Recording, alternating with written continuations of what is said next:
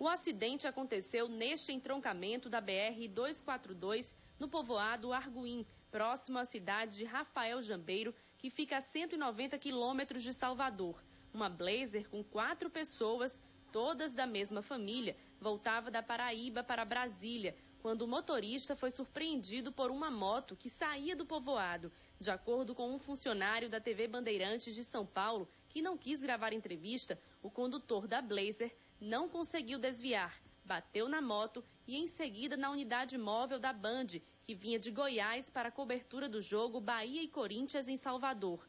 O motorista da moto e 3 ocupantes da Blazer morreram no local. Os corpos foram levados para o Instituto Médico Legal da cidade de Itaberaba, que fica a 100 quilômetros do local do acidente. O motorista da unidade móvel da TV Bandeirantes de São Paulo, José Marcos Ferreira, e o 4º ocupante da Blazer, Davi Santana Rodrigues, de 19 anos, foram trazidos aqui para o Hospital Clériston Andrade, em Feira de Santana. O estado de saúde dos dois é considerado grave. Esta técnica de enfermagem que transferiu o sobrevivente da Blazer do Hospital de Rafael Jambeiro para a Feira de Santana contou o que viu do acidente. A gente foi com o material de resgate. Quando chegamos no local, indicaram a gente que das pessoas que estavam no carro da família estava no Hospital de Rafael Jambeiro. E a gente encontramos lá um pedaço de carros branco, a moto e o motorista da moto já falecido no chão. E a família dele foram comunicadas a gente que estavam na serragem. A mãe, o pai e a irmã de Davi. Aí fomos até o hospital, ele estava sendo suturado e o hospital lá pediu que a gente trouxesse para o Clériston. Aí o acidente com a equipe da TV Bandeirantes, né, de Goiânia, não é isso, Catarina? Na BR-242. É de São Paulo, né? Eles estavam saindo de Goiânia, a equipe é de São Paulo, estava saindo de Goiânia para cobrir o jogo. O estado de saúde dos colegas não é muito bom, né? A gente espera que, pelo menos, esse quadro se revirta. Agora, bom, o acidente foi feio mesmo. Agora, 6h59. Você aí de casa, se lembra do prédio que desabou o ano passado no bairro de Pernambués, em Salvador, depois de uma forte chuva?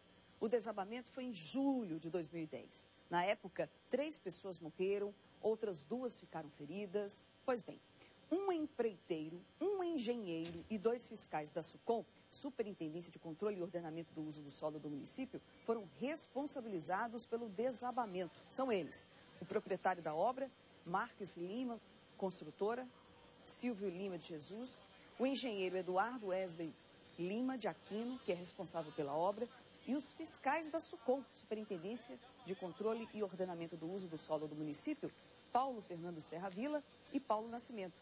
Eles foram indiciados por não fiscalizar a obra.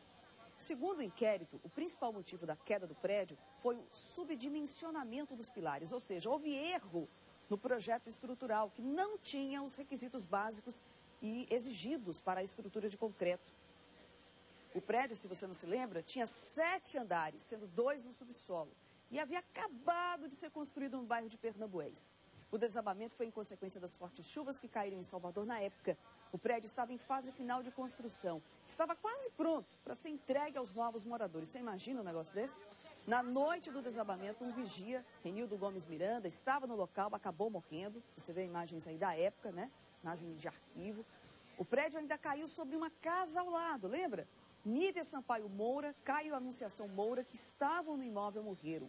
2 crianças que também estavam na casa, de 7 e 8 anos, ficaram feridas. Então, daqui a pouquinho a gente vai trazer detalhes, a gente vai conversar com o delegado responsável pelo inquérito, para que ele explique melhor, né, que foi que o inquérito acabou. Com detalhes a gente vai saber o que o inquérito acabou aí descobrindo, o material que foi utilizado nesta obra, né, a gente vai querer saber do delegado, né? Inclusive porque a obra foi feita em um terreno não apropriado, né? Como é que pode um negócio desse? A gente vai saber detalhes daqui a pouquinho com o delegado responsável pelo inquérito. Você não pode perder o programa E aí, Doutor, desta terça-feira, começa às 2h30, logo depois do Se Liga Bocão. Hoje, o médico Antônio Spreusser vai trazer mais um assunto que vai lhe interessar muito, né? Vamos ver o que vai trazer hoje o médico Antônio Spreusser? Hoje, depois de uma depressão, engordei mais de 40 quilos. Se eu me esforço muito, eu corro muito, aí eu começo a ficar ofegante. Família unida, emagrece unida. A família Lehmann tem um compromisso comigo e com o nosso programa. Os cuidados com o bebê.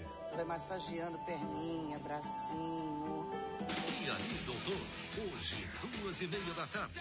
O seu guia de vida saudável. Aqui na Record.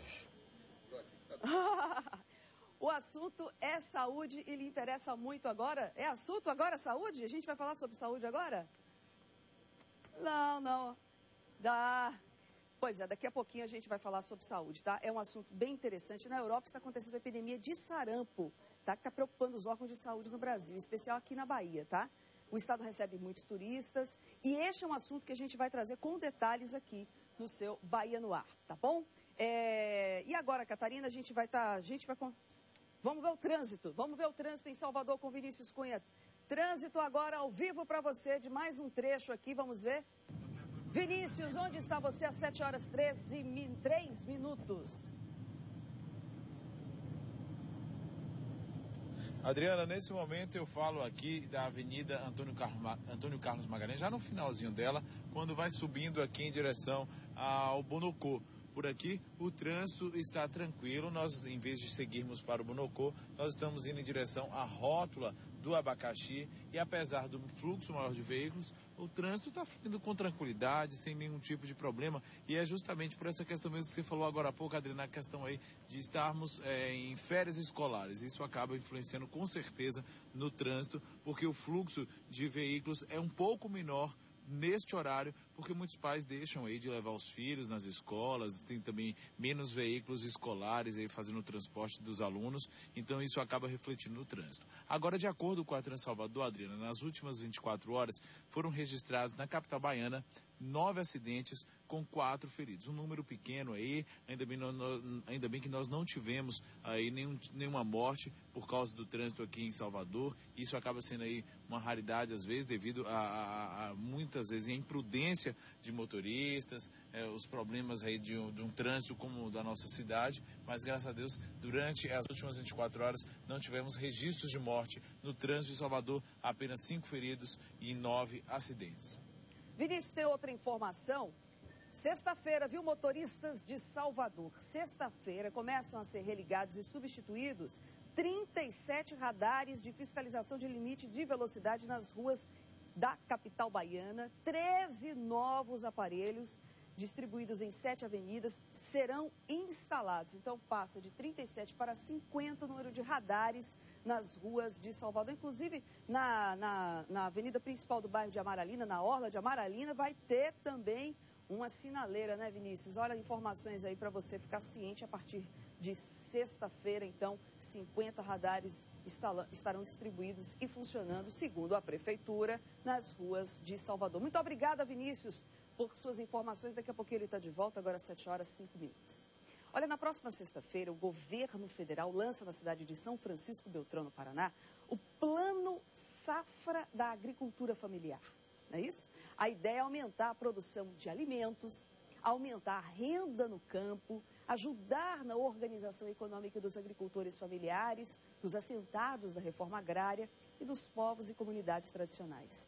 Como é que a Bahia será beneficiada, né? Quais as áreas da Bahia beneficiadas? Assunto para discutir com o nosso entrevistado, o ministro do Desenvolvimento Agrário, o baiano Afonso Florense.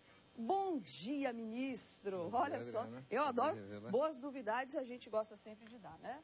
Boas notícias. Com certeza. Então, quais são as áreas que serão atendidas por esse Plano Safra de Agricultura Familiar? Bom, primeiro é importante ressaltar que há um salto bastante expressivo nos valores disponibilizados para a Bahia. Na safra 2010-2011, estamos concluindo a contratação da ordem de 600 milhões de reais. E para a safra 2011-2012, para a Bahia, estimamos a disponibilização de 900 milhões de reais. São agricultores e agricultoras familiares, comunidades tradicionais, que captam recursos de fomento, mas, nesse caso, crédito, através das diversas linhas de crédito do Pronaf, e com isso será possível produzir mais, industrializar a produção, comercializar. Há também avanços no Plano Safra na comercialização para garantir mais renda e alimentos mais saudáveis e mais baratos para os brasileiros e brasileiras. O senhor falou dos créditos, é bom a gente ressaltar que nesse plano Safra de Agricultura Familiar existe todo um planejamento, uma facilidade para pegar dinheiro emprestado nos bancos. Eu queria que o senhor explicasse direitinho como é essa facilidade. Essa facilidade é para todo agricultor? Tem uma faixa? É verdade. Já nos últimos 8 anos houve um incremento bastante expressivo de recursos e adequação dessa contratação para os agricultores familiares. A presidenta Dilma decidiu, nós vamos estar anunciando no Plano Safra, dia 1º, a redução de juros. Isso é importante. Até 10 mil em investimento, todas as linhas virão até R$1.000, sendo que para o Nordeste, no Pronaf B, nós manteremos a linha de 0,5%. Está abaixo, então, do que as outras abaixo linhas. De todas as outras linhas. Essa é a linha de crédito, o Pronaf B, que os agricultores e agricultoras mais pobres captam recursos. Mas todas as outras linhas, para os agricultores de um pouco mais de renda, virão para 1%, que era a menor juros que nós tínhamos até 10 mil. Acima de 10 mil, até 130... 1% ao mês, ao ano? 1% ao mês. Ao mês. Nós, até acima de 10 mil, todas as linhas virão para 2%.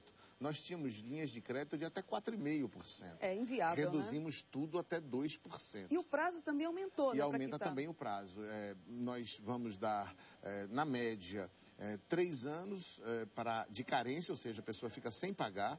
No Mais Alimentos, por exemplo, ela leva 10 anos pagando. Então, aumentamos o teto de contratação até 130 mil nos empréstimos acima de 10 mil máximo. Então, é mais dinheiro com juros menores para os agricultores que produzem alimentos que nós consumimos. Vale ressaltar que, pelo censo agrícola feito pelo IBGE, 70% dos alimentos que vão para a mesa de brasileiros e brasileiras vêm da produção da agricultura familiar. Eu estou falando um ponto importante. É óbvio que é uma boa notícia. Agora, existe um incentivo para quem, por exemplo, promove, quem cultiva a chamada agricultura orgânica, que não usa agrotóxicos, ou seja, a qualidade do alimento também foi pensada nesse plano? Com certeza. Nós aumentamos o teto de contratação do empréstimo agroecologia para R$130 mil e reduzimos também taxas de juros nessa produção, como eu falei, até 10 mil e até acima de 10 mil. Eles também são beneficiados nesse sentido. Então, quem privilegiar a agricultura orgânica vai ter vantagens. Exatamente. Além disso, no Programa de Garantia de Preço da Agricultura Familiar, o PGPAF, nós pagamos um valor um pouco maior para a produção orgânica e sustentável em geral. Bom, o senhor falou que na região Nordeste os juros serão mais baixos, né, na hora do empréstimo. Na Bahia existem... a Bahia tem uma série, né, de áreas chamadas o polígono da seca, né? Verdade. Então, esses agricultores deste polígono da seca, que a terra é difícil, chove pouco, eles terão uma maior ajuda, eu falo não só financeira, mas também estrutural desse plano? Com certeza. Com relação ao Nordeste e particularmente ao semiárido, nós temos um conjunto de instrumentos que, com esse Plano Safra, estão sendo aperfeiçoados para garantir mais produção, maior produtividade, industrialização e comercialização para os agricultores e agricultoras e garantia de renda na hipótese da seca. Ou seja, nós estamos integrando os vários instrumentos de políticas públicas. Mantivemos o juro de 0,5% do Pronaf B, ampliando a captação. Eles podem pegar até R$ 7.500 e tem um rebate de 25%. Quando ele vai pagar, ele paga 25% menos do que ele pegou de empréstimo para a região do semiárido, o Pronaf B. Então já tem um avanço. Além disso, nós ampliamos o Garantia Safra. Assinei recentemente com o governador Jacques Wagner a ampliação da cota do Garantia Safra. O que é o Garantia Safra? É aquele seguro para, se o agricultor perder a safra por causa da seca, ele tem uma garantia de renda. Então, porque o que acontece, né? O que é muito regularmente, exatamente. Então, nós ampliamos para 120 mil cotas. Quando o governador Jacques Wagner chegou no governo, era aproximadamente 1.000 cotas. Estamos indo agora, 2011, 2012, para 120 mil cotas. Então, aquele agricultor, aquela agricultora, choveu, ele sabe que tem chance de plantar, de colher o milho, o feijão. Ele planta. Se a seca vier e ele não puder colher, ele vai ter o Garantia Safra à sua disposição. Vai fazer açudes?